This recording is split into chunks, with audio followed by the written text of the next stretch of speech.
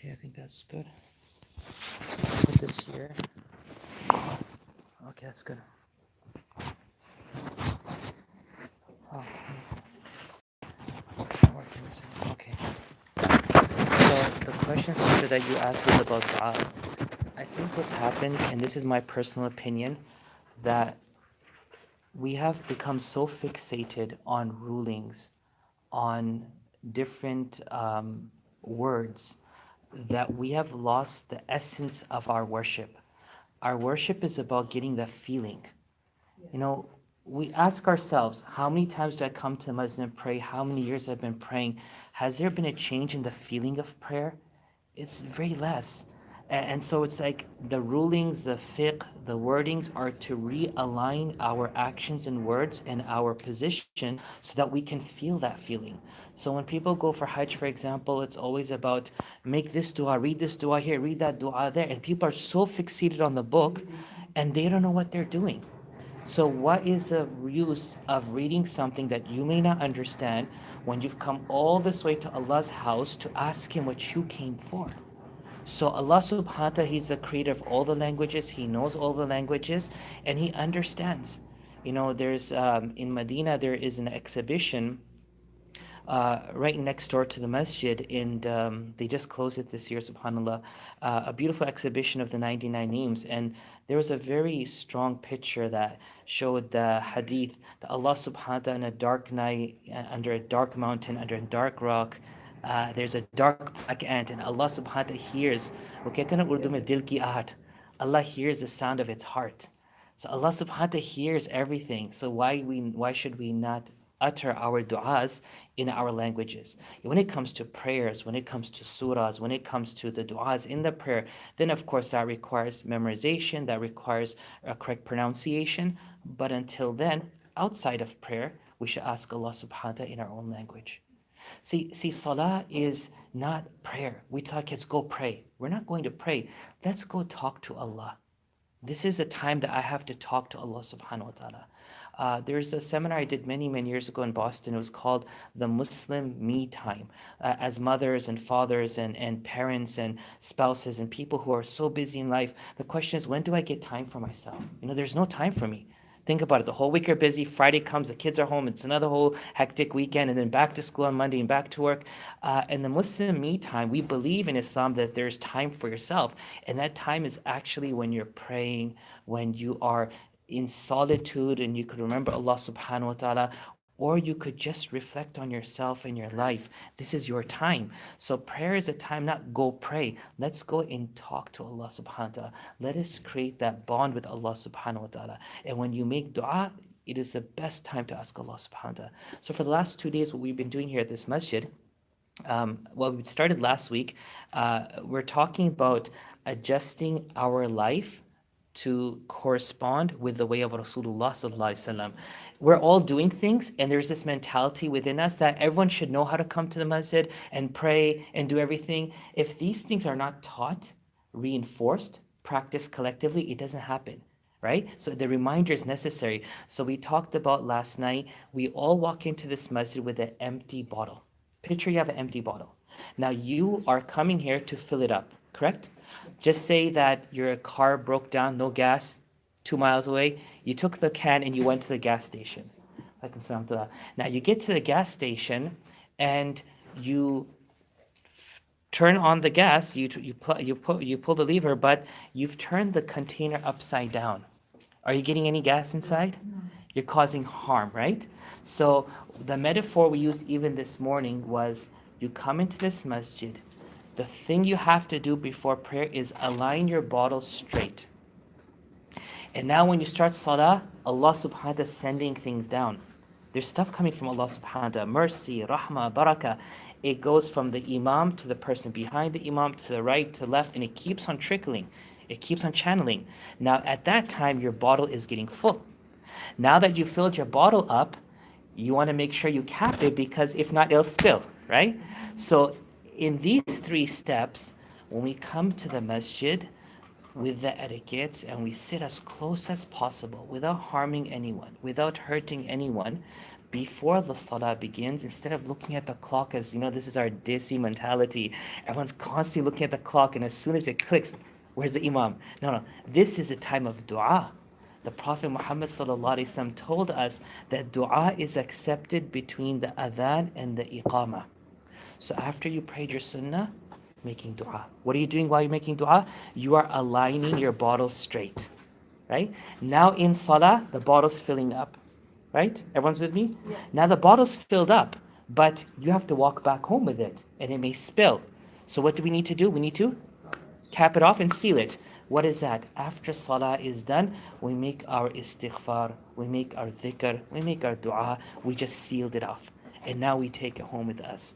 So in the same line of that, we have to reassess and reevaluate everything we're doing just to ensure that everything that we're doing is correct and it's bringing in the benefit that we expect from it. There's everyone knows Burj Khalifa, the big tall building. There is a daily maintenance regiment where they start from the bottom to the top to make sure it's fine, to make sure all the columns, the pillars, the foundation, whatever, it's all fine. Why do they need to do that? Because building it wasn't as hard as maintaining it for its longevity. So becoming a Muslim, learning our Quran and learning our du'as and learning all these things is fine, but to maintain it, to uphold it, and then gain something back from it is what we are trying to do, inshallah. So for the sisters who just came in late, my name is Imam Azhar, inshallah, and I will be teaching every Tuesday for 30 minutes. I've taken this time from Sheikh Arsalan so that we can go over a few things in regards to our life and empower ourselves with the tools that we need to get through our lives in the world that we live in today. I'll take 30 minutes, inshallah. Sheikh Arsalan will come at 12:35 and he'll continue the hadith class so that everyone could get their ijazah for the hadith. So don't think I came and took that over. Inshallah, that will continue. So inshallah, in light of the questions that were asked, I just want to introduce what it is that we are intending to do for the next few months, inshallah, possibly even a year. As human beings, Allah subhanahu wa ta'ala has created us dependent. We are dependent. None of us have ever been independent. As humans, Allah has created us with this weakness or a shortcoming that we always need someone or something support. In Surah Yasin, Allah subhanahu wa ta'ala says, Bismillahir Rahmanir Rahim, وَمَن نُعَمِّرْهُ نُنَكِّسُهُ فِي الْخَلْقِ. Allah speaks about when we go to old age, then we become vulnerable and weak as we were when He created us.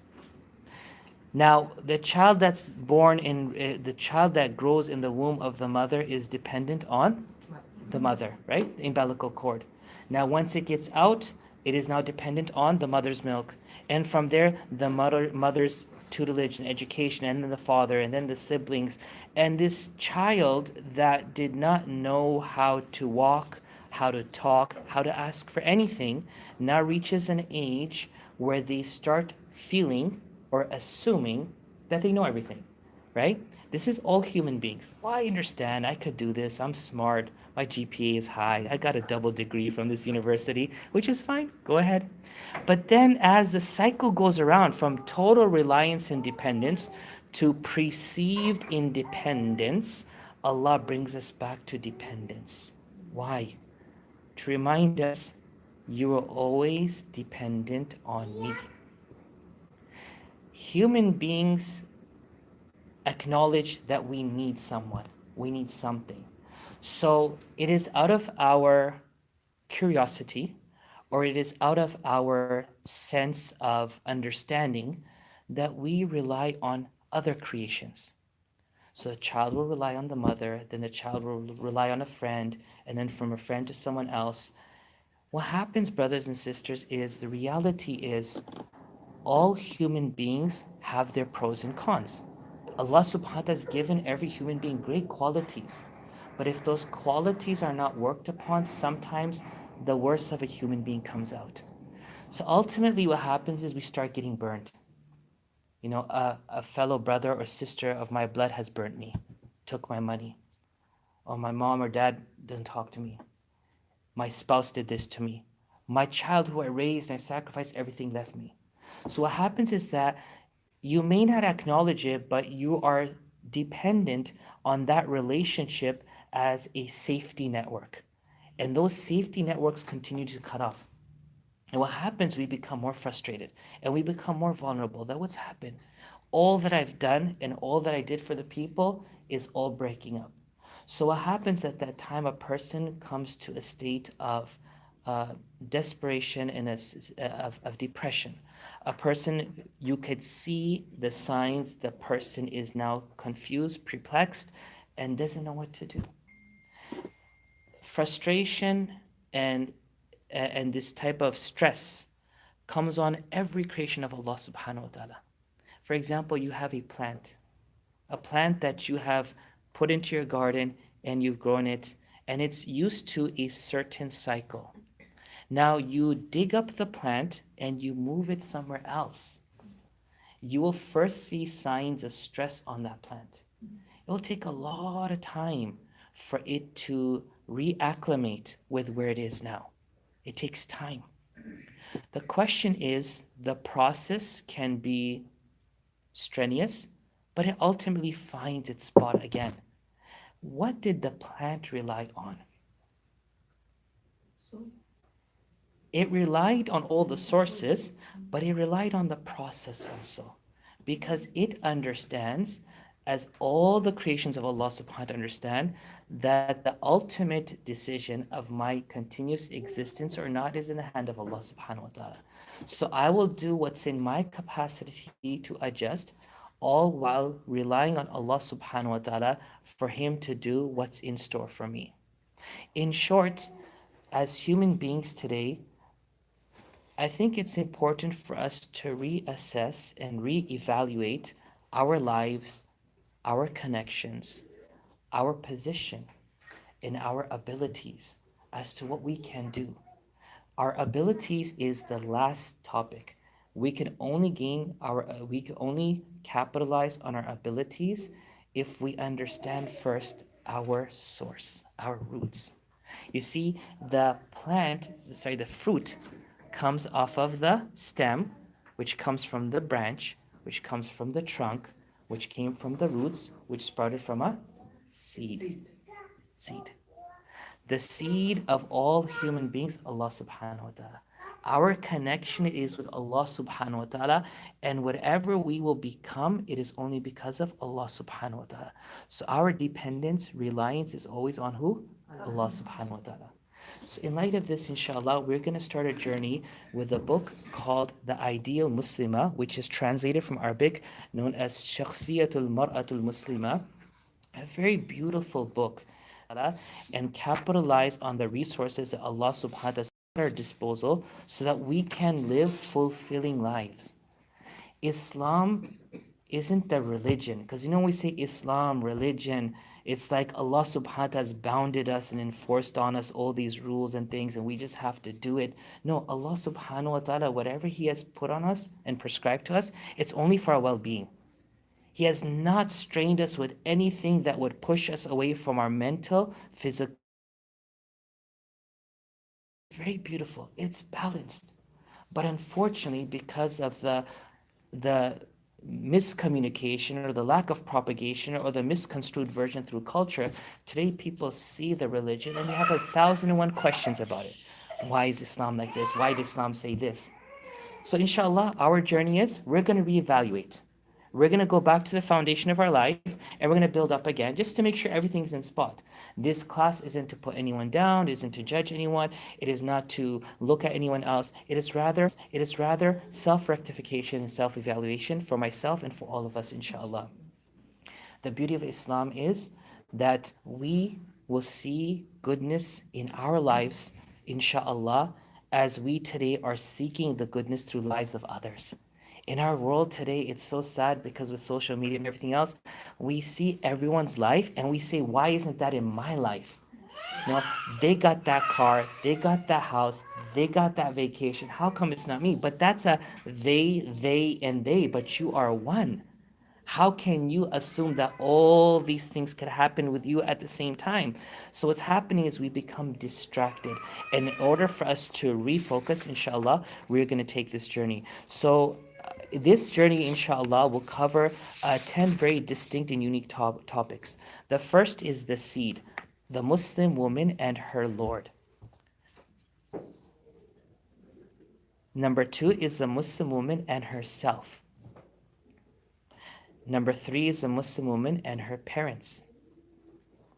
Number 4 is the Muslim woman and her husband. Yeah. Sorry, okay. So the first one is Lord. The seed, we'll call the seed with Allah. Number 2 is self. Number 3 is parents. Number 4, husband. Number 5, children, mashallah. Number 6, sons and daughters-in-law.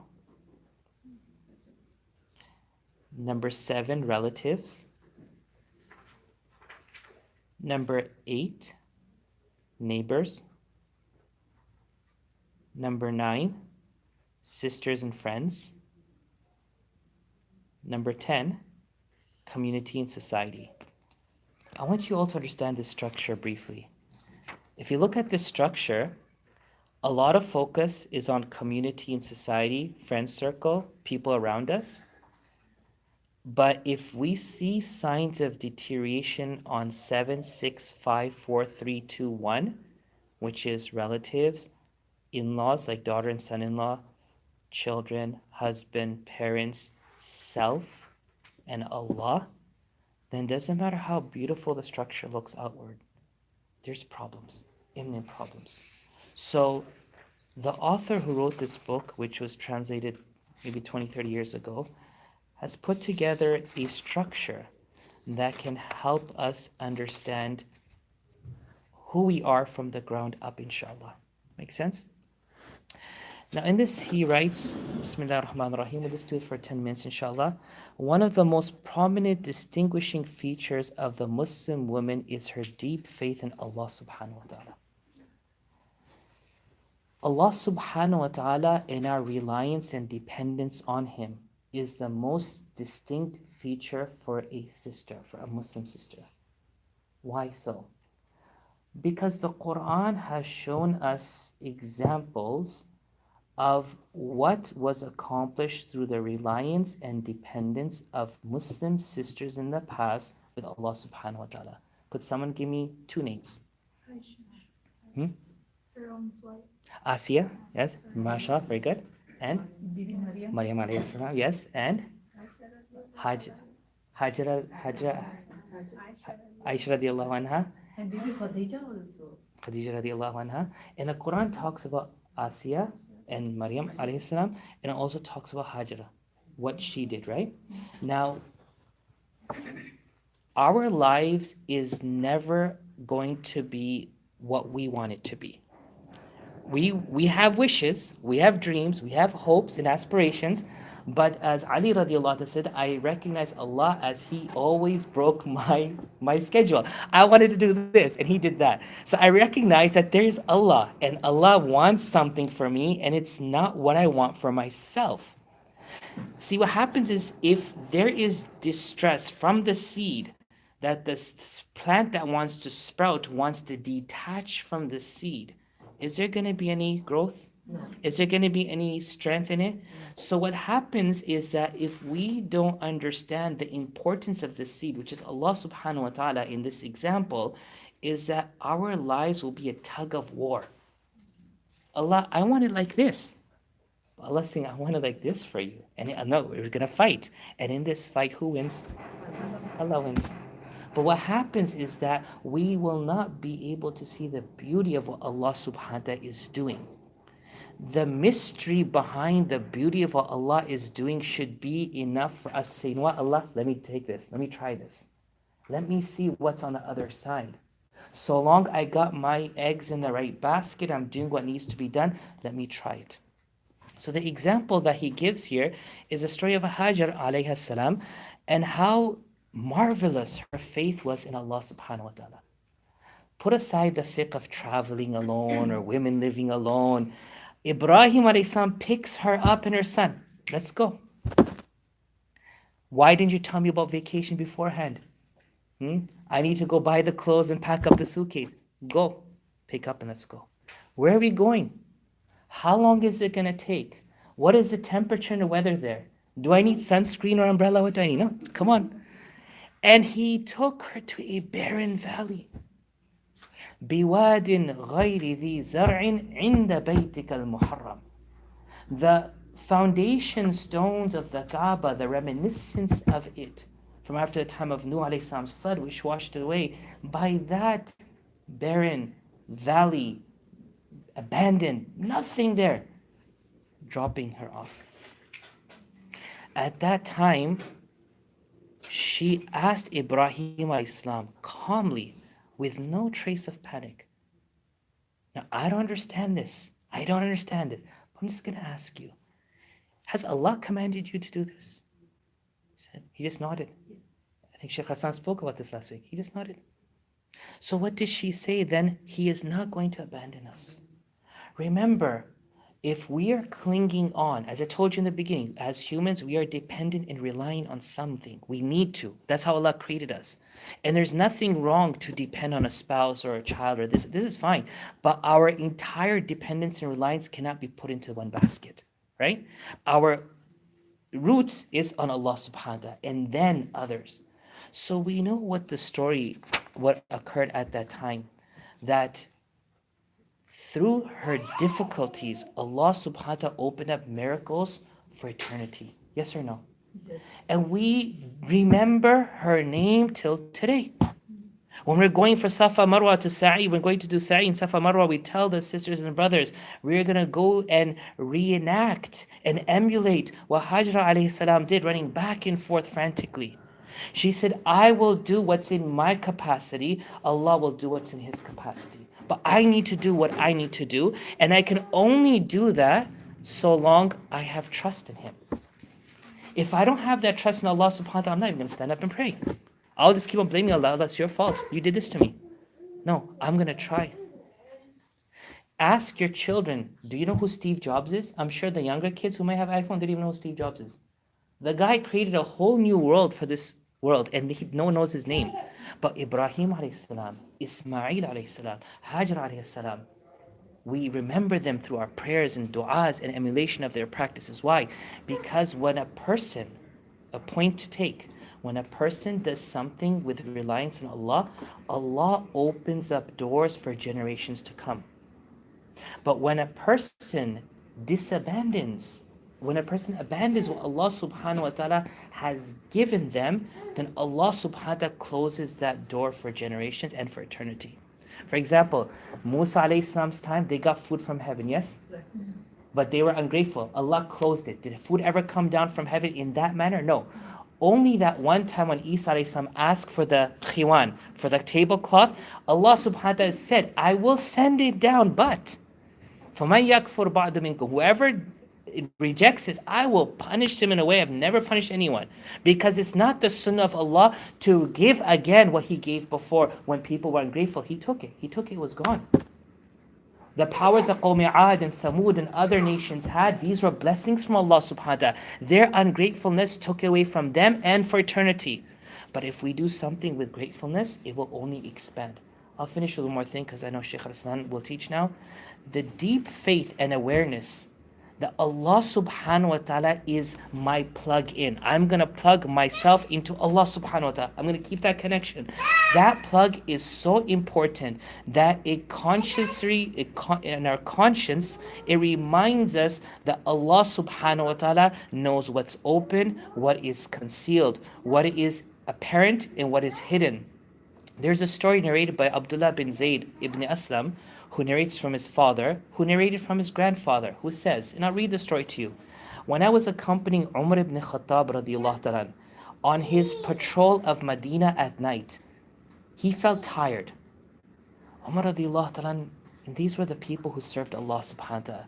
They didn't care about what they had, they just served. And they served 24/7. So even nighttime, he would walk the streets of Medina, sometimes covered up, so he could hear what was the complaints, what's the need, so he could address those needs.